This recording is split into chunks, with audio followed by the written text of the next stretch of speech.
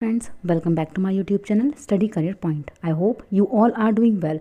Start करते हैं। देखिए, हमारे आज के प्रैक्टिस सेशन से देखिए जो आपकी सीरीज़ है, या आपकी 500 क्वेश्चंस की जो मैंने आपकी सीरीज़ स्टार्ट की है, उसका ही आपका नेक्स्ट सेशन है। स्टार्ट करते हैं। देखिए, हमारे फर्स्ट क्वेश्चन के साथ। तो देखिए, फर्स्ट है, निम्न में से कौन सी अधिगम आवश्यकता किसी व्यक्ति के संतुलन, शारीरिक निपुणता और हाथ आँख सामंजस्य की क्षमता को प्रभावित करती है। देखिए, कौन सी चीज़ है जो क्या करती है, इम्पैक्ट करती है किस पे, डिक्सटेरिटी एंड हेड, जो हैंड आई कोऑर्डिनेशन होता है उसको। तो कौन सी होती है, डिसलेक्सिया होती है, डिस्कैल्कुलिया होती है, डिस्फेजिया होती है, फिर डिस्प्रैक्सिया होती है। तो देखिए यहाँ पर जो आपकी अधिगम अक्षमता है वो किस में दिख रही है, तो व्यक्ति के संतुलन में, उसकी शारीरिक निपुणता में। तो देखिए यहाँ पर जो आपका कौशल हो जाएगा, जो आपकी अक्षमता हो जाएगी वो कौन सी है, तो यहाँ पर होती है आपकी गति समन्वय वैकल्य। क्या हो जाता है आपका, डिस्प्रैक्सिया। ठीक है, तो ये किससे संबंधित है, ये आपका डिस्प्रैक्सिया से संबंधित है। चलते हैं देखिए नेक्स्ट क्वेश्चन पर। देखिए नेक्स्ट क्वेश्चन यहाँ पर देखिए, राष्ट्रीय शिक्षा नीति 2020 के अनुसार 5वीं तक के सभी बच्चों को उनकी मातृभाषा में शिक्षा दी जानी चाहिए। बिल्कुल सही है। छोटे बच्चे अपनी मातृभाषा में सार्थक अवधारणाओं को अधिक तेजी से सीखते और समझते हैं। तो देखिए ये पॉइंट भी आपका बिल्कुल सही हो जाएगा यहाँ पर। तो देखिए यहाँ पर ऑप्शन नंबर ए और आर आपके दोनों सही हैं, और ए जो है वो आर जो है वो ए की सही व्याख्या कर रहा है। तो देखिए ऑप्शन नंबर 1 जो हो जाएगा वो यहाँ पर आपका बिल्कुल सही हो जाएगा। चलते हैं देखिए नेक्स्ट पर। देखिए नेक्स्ट है, 6 वर्षीय लड़का मनीष दुनिया और दूसरों के अनुभव को केवल अपनी ही दृष्टिकोण से देखता है और दूसरों के दृष्टिकोण को समझने में असफल रहता है। तो देखिए यहाँ पर वह किस चीज़ का प्रतिनिधित्व कर रहा है, तो देखिए कंजर्वेशन का, ईगोसेंट्रिसिज्म, रिवर्सिबल थिंकिंग, या फिर साइंटिफिक रीजनिंग। तो देखिए यहाँ पर जो मनीष है वो किस चीज़ का प्रतिनिधित्व कर रहा है, तो वो है आपका आत्म केंद्रिता, जिसको हम बोलते हैं ईगोसेंट्रिसिज्म। ठीक है, तो यहाँ पर ऑप्शन नंबर 2 जो है वो आपका बिल्कुल सही है। और ये किसके द्वारा दिया गया है, तो देखिए जो ईगोसेंट्रिसिज्म, ये आपकी जीन पियाजे इसका जिक्र करते हैं। कौन करते हैं, जीन पियाजे। ठीक है, चलते हैं देखिए नेक्स्ट पर। देखिए नेक्स्ट क्वेश्चन है, देखिए स्वलीनता से जूझते विद्यार्थियों में पहचान किन विशिष्ट गुणों की संभावना रहती है। तो देखिए जो ऑटिज्म से अवेयर है उनके अंदर संप्रेषण में कठिनाई होती है, सभी के साथ अंतःक्रिया करने की इच्छा, बुद्धि लब्धि का बहुत कम स्तर, या फिर उच्च स्तरीय सामाजिक कौशल। तो देखिए जो बच्चे स्वलीनता से जूझ रहे होते हैं तो उनके अंदर क्या होता है, उनको कम्युनिकेशन करने में कठिनाई होती है। ऑप्शन नंबर 1 जो है वो यहाँ पर आपका बिल्कुल सही है। चलते हैं देखिए नेक्स्ट पर। देखिए नेक्स्ट क्वेश्चन है, जब आकलन विद्यार्थियों के किसी कौशल संबंधित बोध और समझ या पाठ के अधिगम और शिक्षण प्रक्रिया के देखिए दौरान किया जाता है, ठीक है, तो उसे क्या कहा जाता है, तो देखिए जब टीचिंग प्रोसेस के ड्यूरिंग होता है तो उसको हम बोलते हैं अधिगम के लिए आकलन। क्या होता है आपका, असेसमेंट फॉर लर्निंग। तो देखिए यहाँ पर आपका ऑप्शन नंबर 1 जो है वो बिल्कुल सही है। चलते हैं देखिए नेक्स्ट क्वेश्चन पर। देखिए नेक्स्ट है, राष्ट्रीय शिक्षा नीति 2020 सुझाती है कि शिक्षा पाठ्य पुस्तक की विषय वस्तु तक सीमित होनी चाहिए, तथ्यों के कंठस्थीकरण पर, देखिए कंठस्थीकरण पर आधारित नहीं होनी चाहिए, रोट मेमोराइजेशन आपका बैन होता है। ठीक है, मतलब उसको आपका पेडागोजी में नेगेटिव मानते हैं। विद्यार्थियों के बीच प्रतिस्पर्धा बढ़ाने की तरफ उन्मुख होनी चाहिए, या फिर समालोचनात्मक चिंतन के विकास पर केंद्रित होनी चाहिए। तो देखिए जो 2020 पॉलिसी है वो क्या सुझाती है, तो देखिए वो क्या सुझाती है कि जो बच्चे का विकास है वो किस चीज़ पर फोकस होना चाहिए, तो देखिए वो होना चाहिए आपका focus towards development of critical thinking, समालोचनात्मक चिंतन के विकास पर केंद्रित होना चाहिए। चलते हैं देखिए नेक्स्ट पर।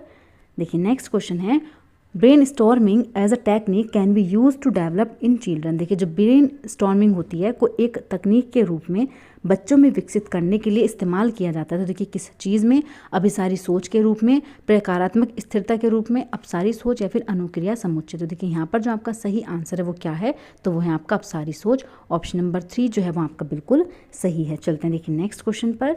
देखिए नेक्स्ट है, कंकड़ों से खेलते हुए एक बच्चा यह खोजता है कि 2 कंकड़ों के 2 समूह मिलकर 4 कंकड़ों का एक समूह बनाते हैं। तो बच्चे द्वारा किया गया यह अनुभव क्या दर्शाता है, संरक्षण, केंद्रीकरण, आत्म केंद्रित, या फिर वस्तु स्थायित्व। तो देखिए यहाँ पर जो आपका करेक्ट आंसर है वो क्या होगा, तो यहाँ पर बच्चा जो है वो क्या कर रहा है, कंजर्वेशन कर रहा है, संरक्षण कर रहा है। तो देखिए ऑप्शन नंबर 1 जो है वो यहाँ पर आपका बिल्कुल सही है। चलते हैं देखिए नेक्स्ट पर। देखिए नेक्स्ट है, जीन पियाजे के संज्ञानात्मक विकास के सिद्धांत के अनुसार बच्चे किस चरण पर यह समझने लगते हैं कि वस्तुओं के आंखों से ओझल हो जाने से उसका अस्तित्व खत्म नहीं होता। तो देखिए वो कौन सी स्टेज होती है, तो संवेदीगामक होती है, पूर्व सक्रियात्मक होती है, मूर्त सक्रियात्मक होती है, फिर औपचारिक सक्रियात्मक होती है। तो देखिए बच्चे के अंदर जो ऑब्जेक्ट परमानेंस है वो कब आ जाती है, तो वो आ जाती है आपकी सेंसरी मोटर स्टेज में। तो यहाँ पर संवेदीगामक अवस्था जो है वो आपका बिल्कुल सही है। चलते हैं देखिए नेक्स्ट पर। देखिए नेक्स्ट क्वेश्चन है, लेव वाइगोत्स्की का सिद्धांत मुख्यतः किस और किस विकास पर पड़ने वाले प्रभाव की व्याख्या करता है। तो देखिए यहाँ पर कौन सा पॉइंट होगा जो आपका सही है। तो देखिए जैविक परिपक्वता, संवेगात्मक, आरोपण प्रतिरूप, नैतिक, सांस्कृतिक उपकरणों और संज्ञानात्मक, पुरस्कार और दंड या फिर व्यवहारात्मक। तो देखिए जो लेव वाइगोत्स्की हैं वो किस चीज़ पर फोकस करते हैं, तो वो होते हैं आपके कल्चरल टूल्स। ऑप्शन नंबर 3 जो हो जाएगा वो आपका बिल्कुल सही हो जाएगा। चलते हैं देखिए नेक्स्ट पर।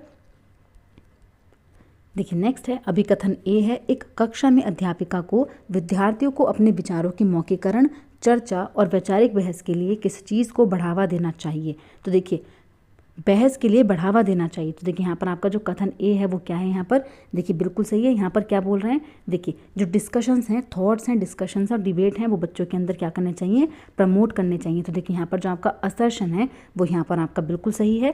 ठीक है, अब देखिए कारण देखते हैं। यहाँ पर विकास और संज्ञानात्मक विकास किसी भी तरह से एक दूसरे से संबंधित नहीं होते। तो देखिए यहाँ आपका गलत है। देखिए जो भाषा विकास और संज्ञानात्मक विकास होते हैं ये संबंधित होते हैं। ठीक है, तो यहाँ पर जो आपका आर कथन है वो क्या है, आपका गलत हो जाएगा। तो देखिए यहाँ पर ऑप्शन नंबर 3 जो है वो आपका बिल्कुल सही है। ए तो सही है लेकिन बी जो आर है आपका कारण वो क्या है, यहाँ पर गलत है। चलते हैं देखिए नेक्स्ट पर। देखिए समकालीन सिद्धांतों के अनुसार किस प्रकार का कक्षा माहौल संज्ञान को सुसाधित करता है। तो देखिए मुद्रक संपन्न और संसाधन परिपूर्ण, भययुक्त या फिर धमकी भरा, अगम्य और बहिष्कारी, उपदेशात्मक या फिर पाठ्य पुस्तक केंद्रित। तो देखिए कौन सा पॉइंट है जो यहाँ पर आपका सही है, तो वो होता है आपका प्रिंट रिच और रिसोर्सफुल एनवायरनमेंट। ऑप्शन नंबर 1 जो है वो यहाँ पर आपका बिल्कुल सही है। चलते हैं देखिए नेक्स्ट पर। देखिए नेक्स्ट है स्कूली काल के प्रारंभिक वर्षों में विद्यार्थियों को संसाधन संपन्न वातावरण प्रदान विशेष रूप से महत्वपूर्ण होता है। बिल्कुल सही है। विकास के कुछ संवेदनशील चरण होते हैं जिनके दौरान बच्चे वातावरणीय प्रभावों से विशेषतः अनुक्रियाशील होते हैं। तो देखिए ये भी आपका कारण बिल्कुल सही है। तो देखिए यहाँ पर कथन ए आपका बिल्कुल सही हो जाएगा। ए और आर दोनों सही हैं और आर जो है वो ए की सही व्याख्या कर रहा है। चलते हैं देखिए नेक्स्ट पर। देखिए निशा अपना गृह कार्य पूरा करना सुनिश्चित करती है ताकि गृह कार्य पूरा ना होने के कारण अध्यापिका द्वारा शर्मिंदा किया जाने से बच सके। तो देखिए लॉरेंस कोलबर्ग के नैतिक विकास सिद्धांत के अनुसार इस तरह का तर्क किस चरण को दर्शाता है। तो देखिए प्री कन्वेंशनल को, कन्वेंशनल को, पोस्ट कन्वेंशनल को या फिर फॉर्मल जो आपका कन्वेंशनल होता है तो उसको। ठीक है, तो यहाँ पर देखिए जो आपका करेक्ट आंसर है वो क्या होगा, तो देखिए यहाँ पर हो जाएगा आपका परंपरागत कन्वेंशनल लेबल। ठीक है, ऑप्शन नंबर 2 जो है वो आपका यहाँ पर बिल्कुल सही है। चलते हैं देखिए नेक्स्ट पर। देखिए नेक्स्ट है किसी संप्रत्यय को पढ़ाते समय एक अध्यापक को उदाहरण और गैर उदाहरण दोनों पर ही चर्चा करनी चाहिए। बिल्कुल सही है। कारण है गैर उदाहरण विद्यार्थियों को भ्रमित कर देते हैं। देखिए गैर उदाहरण जो होते हैं मतलब हमको आपको एग्जाम्पल मान लो बुक का आपको कोई एग्जाम्पल है वो हमने आपको बता दिया, उसकी जगह पर टीचर ने आपको ऐसा ही समथिंग एग्जाम्पल आपको उस टॉपिक से हटकर बता दिया, तो वो आपको क्या करता है, वो आपको भ्रमित नहीं करता बल्कि आपकी शिक्षा में क्या होता है, उपयोगी होता है। तो देखिए यहाँ पर ए तो आपका सही है लेकिन आर क्या हो जाएगा, यहाँ पर आपका गलत हो जाएगा। ऑप्शन नंबर 3 जो है वो यहाँ पर आपका सही है। चलते हैं देखिए नेक्स्ट पर। देखिए नेक्स्ट है अपने विद्यार्थियों में अग्रिम श्रेणी के समस्या समाधान कौशलों के विकास हेतु एक अध्यापक को उन्हें किस चीज़ के इस्तेमाल हेतु प्रोत्साहित करना चाहिए। तो देखिए response set, hit and trial method, analogical thinking या फिर रोट मेमोराइजेशन। तो देखिए यहाँ पर जो यहाँ पर बोर्ड ने जो आपके माने थे, सीटेट ने जो माने थे, वो आपके 2 ऑप्शंस यहाँ पर सही थे। हिट एंड ट्रायल भी आपका सही है और एनालॉजिकल थिंकिंग भी सही है। सेकेंड और थर्ड आपका आंसर दोनों ही यहाँ पर क्या होंगे, सही होंगे। चलते हैं देखिए नेक्स्ट पर। देखिए नेक्स्ट है संज्ञानात्मक विकास के साथ विद्यार्थियों की भावात्मक खुशहाली सुनिश्चित करनी चाहिए। बिल्कुल सही है। किसी समस्या प्रश्न को हल करते समय विचारों का मौखिकरण समस्या समाधान कौशल में बाधा डालता है। तो देखिए ये पॉइंट भी आपका क्या है, यहाँ पर बिल्कुल सही हो जाएगा। तो देखिए दोनों ही कथन क्या है, सही हैं, लेकिन दोनों में से कोई भी एक दूसरे की व्याख्या नहीं कर रहा है। ऑप्शन नंबर 2 जो है वो यहाँ पर आपका बिल्कुल सही है। चलते हैं देखिए नेक्स्ट पर। देखिए नेक्स्ट है निम्न में से कौन सा अवधान न्यूनता अतिक्रियाशीलता विकार ADHD का प्रारूपिक लक्षण है। तो देखिए कौन सा है, लंबी अवधि के लिए केंद्रित रहना, धीमा क्रियाशीलता स्तर, आवेगशीलता या फिर कार्य व्यवस्था के उच्च स्तर। तो देखिए जो ADHD से ग्रसित बच्चे होते हैं उनमें कौन सी चीज़ पाई जाती है, तो वो होती है उनकी आवेगशीलता, इम्पल्सिविटी। तो यहाँ पर देखिए जो आपका ऑप्शन नंबर 3 है वो आपका बिल्कुल सही है। उसके अलावा आपके 3 ऑप्शन क्या है यहाँ पर गलत हैं। चलते हैं देखिए नेक्स्ट पर। देखिए नेक्स्ट है एक अध्यापिका अपने विद्यार्थियों की अधिगम प्रकृति को बिना एक दूसरे की तुलना किए निरंतर रूप से समझना चाहती है, उसे किस चीज़ का इस्तेमाल करना चाहिए? तो देखिए रचनात्मक मूल्यांकन का, योगात्मक का, मूल्यांकन के अनिरंतर रूप का, या फिर मानक संदर्भित मूल्यांकन। तो देखिए यहाँ पर जो आपका करेक्ट आंसर है वो क्या हो जाएगा? तो वो हो जाएगा आपका फॉर्मेटिव असेसमेंट, रचनात्मक मूल्यांकन। चलते हैं देखिए नेक्स्ट पर। देखिए विद्यार्थियों में समालोचनात्मक चिंतन के विकास हेतु निम्न में से क्या सहायक नहीं है? देखिए कौन सी चीज़ है जो यहाँ पर सहायक नहीं होगी? विचारों की अनम्यता, परासंज्ञान, स्व पूछताछ और स्व आकलन, सुझाए समाधानों का मूल्यांकन। तो देखिए कौन सी चीज़ है जो यहाँ पर हेल्प नहीं करेगी? तो देखिए वो है आपकी रिजिडिटी ऑफ थॉट्स, विचारों की अनम्यता। तो देखिए यहाँ पर आपका ऑप्शन नंबर 1 जो है वो आपका बिल्कुल सही है। चलते हैं देखिए नेक्स्ट पर। देखिए आज का सेशन आपका यहीं पर कंप्लीट होता है। अगर आपको मेरी क्लास अच्छी लगी हो तो प्लीज़ मेरे चैनल को लाइक करें, सब्सक्राइब करें और शेयर करें। ऐसी ही और वीडियोज़ के लिए मेरे चैनल पर बने रहिए। Thank you.